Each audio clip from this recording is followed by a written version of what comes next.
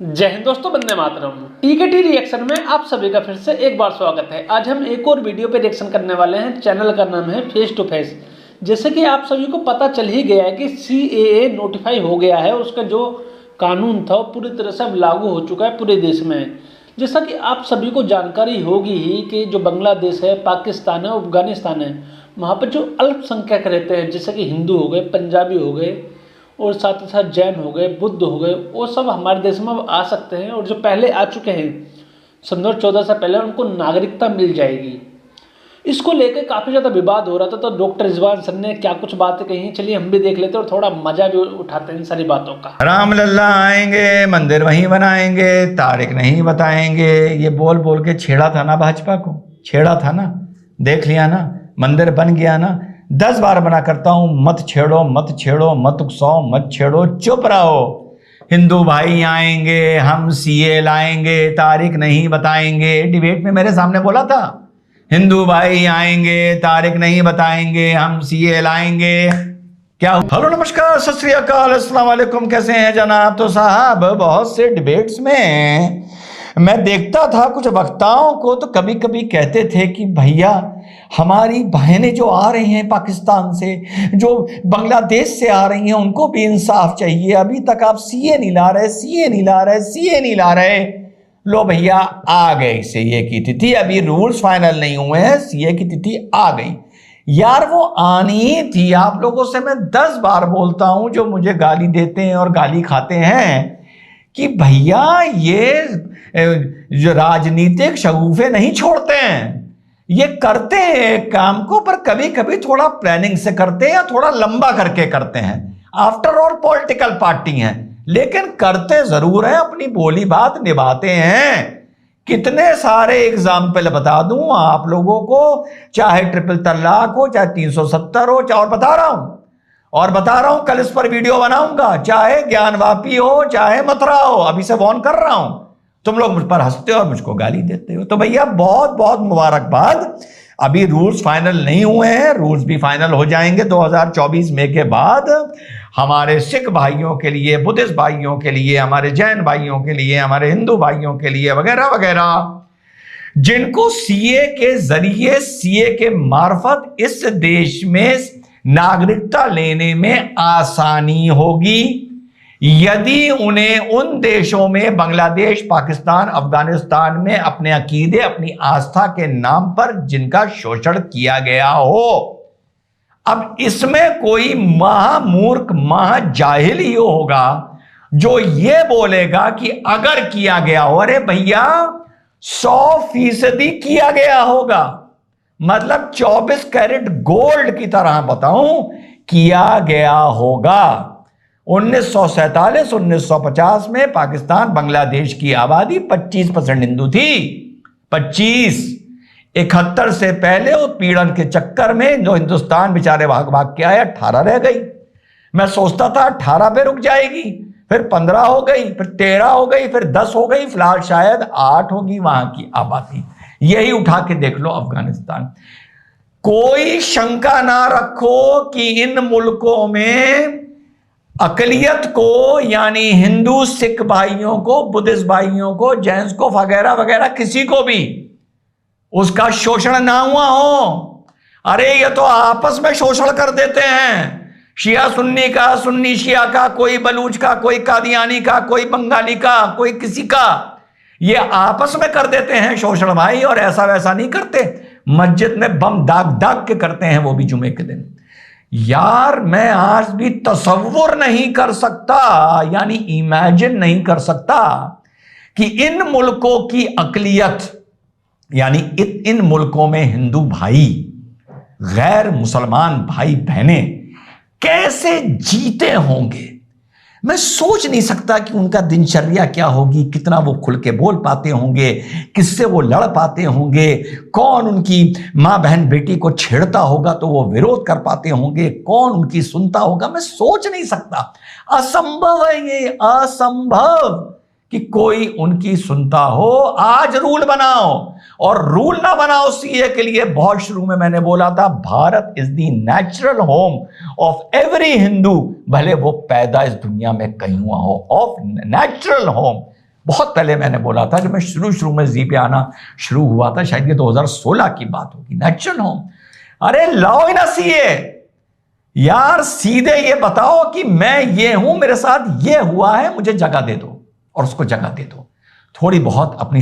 अब देखिए यहाँ पे एक बात मैं आपको खास बताऊं, कनाडा हो, अमेरिका हो या कोई यूरोप का कोई भी कंट्री, वहाँ पे जाके बोल दो कि भारत में हमारे साथ ये हुआ है, उसको तुरंत नागरिकता दे देते हैं। कोई क्राइम करके चला जाए कोई भी हिंदुस्तान से और वहाँ पे जाके बोलते हैं कि मेरे साथ ये हुआ है, इसलिए मुझे नागरिकता चाहिए, तुरंत मिल जाती है। रोहिंग्या मुसलमानों को भर लिया पूरे देश में, हिंदुस्तान के अंदर बांग्लादेशी मुसलमानों को भर लिया, उनसे हमारे देश पे कोई जोर नहीं पड़ रहा। लेकिन जो हिंदू भाई हैं, जो बुद्ध भाई हैं, बुद्धिस्ट हैं, जो जैनी भाई हैं आ जाएं, या जो पंजाबी अपने सिख भाई हैं वो आ जाएं, तो इन लोगों को जोर पड़ रहा है। मैं अभी आपको अरविंद केजरीवाल की भी एक वीडियो ला कर दिखाऊंगा, उसमें आपको काफ़ी अच्छी बात समझ में आएंगी। जो अरविंद केजरीवाल लोगों को दिल्ली में शिफ्ट कर रहे हैं, उनसे जोर नहीं पड़ रहा है, लेकिन जो अब लोग आएंगे, जो लोग आ चुके हैं, उनसे जोर पड़ेगा। सुरक्षा को नजरिए से लेकर औपचारिकता पूरी करने के बाद, क्योंकि यह भी हो सकता है कि वहां से कोई हिंदू आ रहा हो, पता नहीं किसी को बंधक बनाकर वहां उनकी एजेंसीज ने रख रखा हो कि अब तू हिंदू बनकर जाएगा या तू हिंदू है और तू जाके कहीं ना कहीं भारत की कब्र खोदेगा, कहीं ना कहीं तू हमारी साजिश का हिस्सा बनेगा। और कल को लोग कहेंगे कि देखो ये पाकिस्तान से हिंदू आया था शरणार्थी बनकर और देखो कैसे ये मिलकर भारत की कब्र खोद रहा था, इस आतंकी हमले में ये मिला हुआ था। अरे हम सोच नहीं सकते कि ये कितने जलील हैं, ये कितने कमीन हैं, ये कितना गिर सकते हैं। और इनसे ज्यादा जलील और कमीन वो हैं जो ये कहते थे कि भैया यही क्यों आएंगे, मुसलमान क्यों नहीं आएगा। इनसे ज्यादा वो कमीन है। कहना चाहिए था कि हम मानते हैं कि तुम्हारे साथ गलत हुआ है, हम मानते हैं कि तुम्हारे साथ गलत हुआ है, हम भी शर्मिंदा हैं, आओ तुम हमारे लायक कोई खिदमत हो तो बताना मेरे हिंदू भाई। काश मुस्लिम लीडरशिप ने, मुस्लिम उलमाओं ने, वो 2 कौड़ी का बैरिस्टर, उसने ये बात, ये भाषा बोली हो कि आओ हम शर्मिंदा हैं, हम मानते हैं, हम भी कलमा पढ़ते हैं, वो भी कलमा पढ़ते हैं, उन्होंने तुम्हारे साथ ऐसा किया, तुम्हारी बहन बेटियों के साथ, माओ के साथ ऐसा किया, तुम्हें ऐसा दबाया, कुचला, हम शर्मिंदा आए, कोई सेवा है हमारे लायक। इतना ही बोल देते तो भाईचारा बन जाता। तुम जलील हो गए, तुम बहुत जलील हो, बहुत जलील हो। तुमने एकदम कहना कि मुसलमान क्यों नहीं आ सकता, मुसलमान क्यों नहीं आ सकता। मुसलमान 2 कारणों से नहीं आ सकता। एक तो जब आना होगा घुसपैठियों की तरह घुस के आ जाएगा, जैसे बांग्लादेश से आते हैं। और हमेशा याद रखो, कभी भी शरणार्थी और घुसपैठियों को ना मिलाना, ठीक। और दूसरा इस मारे नहीं आ सकता क्योंकि तुम तो कहते हो तेरा मेरा रिश्ता क्या, ला इलाहा इल्लल्लाह, एक अल्लाह, एक हजूर, एक किताब, कहते हो ना। तो भैया ला इलाहा इल्लल्लाह, तेरा मेरा रिश्ता क्या, ला इलाहा इल्लल्लाह कहने वालों, ये तो बताओ कि गवर्नमेंट ये कह रही है ना कि जिनको मजहब के अकीदे, आस्था के नाम पर जिनका शोषण हुआ, उनको हम एंट्री देंगे। इसके अलावा दूसरा रूट अभी खुला हुआ है सिटीजनशिप लेने का, लेकिन सीए में विशेष तौर पर उनको लेंगे। तो तुम ये पहली बात बताओ कि तुम लोग ये मानते हो कि अफगानिस्तान, बांग्लादेश और पाकिस्तान में मुसलमान का भी शोषण उसके अकीदे को लेकर हुआ है? और अगर हुआ है तो तुम ये कहो कि इन मुल्कों से बेहतर मेरा हिंदुस्तान है, पहली चीज ये कहो।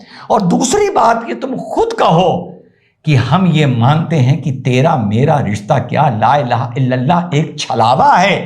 रिश्ता तो हमारा सिर्फ भारतीय से है, चाहे वो हिंदू हो, चाहे वो सिख हो, चाहे वो ईसाई हो, चाहे वो बौद्ध हो, चाहे वो कोई हो। और उन लोगों से, उन अपनों से, हमारे यहाँ के गैर बेटर और बेहतर और गैर नहीं, ये हमारे अपने हैं, वो हमारे लिए गैर। ये बोलो, ये बोलो। गाली दोगे मोदी को, गाली दोगे भाजपा को, गाली दोगे कि हिंदुस्तान में मुसलमान पर कर की जो औकात है वो एक गाय से कम है, और साथ में और मुसलमानों को यहां पर लेके आओगे जिनका वहां पर उत्पीड़न हो रहा है, कि ताकि उनका यहां पर भी उत्पीड़न हो। लाख लाख शुभकामनाएं, इस पर डिटेल वीडियो कल और बनाऊंगा।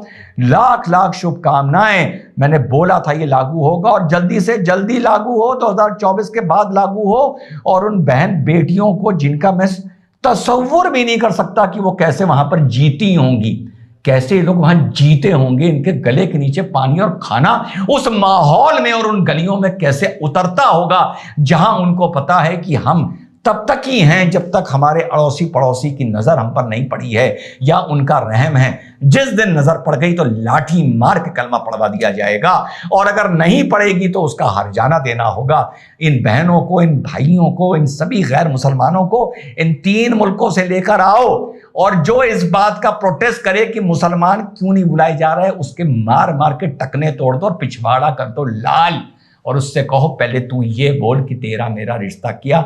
ला इलाहा इल्लल्लाह एक छलावा है, हमारी उम्मत कुछ नहीं है, हम एक दूसरे के दुश्मन हैं। पहले ये बोलो, हम तब भी नहीं सोचेंगे उनको लाना। जय हिंद, वंदे मातरम, खुदा हाफिज। देखिए, ये तो साफ साफ जाहिलपना है। अगर आप बोलते हो कि हिंदुस्तान में मुसलमानों की जो हालात उनको दबाया जा रहा है, मुसलमानों को पिछड़े में डाला जा रहा है, मुसलमानों को कोई सहायता नहीं करी यार, तो भाई साहब आप क्यों बुला रहे हो? वो तो मुस्लिम इस्लामिक कंट्रियों के अंदर रह रहे हैं, तो उनको तो वहाँ पे काफ़ी ज़्यादा सहूलियत मिल रही होंगी, अपने भाइयों के साथ रह रहे हैं। हिंदू का समझ में आता है, सिख का समझ में आता है, जैन का, बुद्ध का, जो और अन्य अल्पसंख्यक हैं उनका समझ में आता है कि भाई वहाँ पे अलग हैं, इसलिए उनको बुला रहे हैं। लेकिन आपको तो वहाँ पे भाई रहते हैं, पूरा समाज ही, पूरा देश ही उन्हीं का है, तो वहाँ पे से उनको क्यों बुला रहे हो?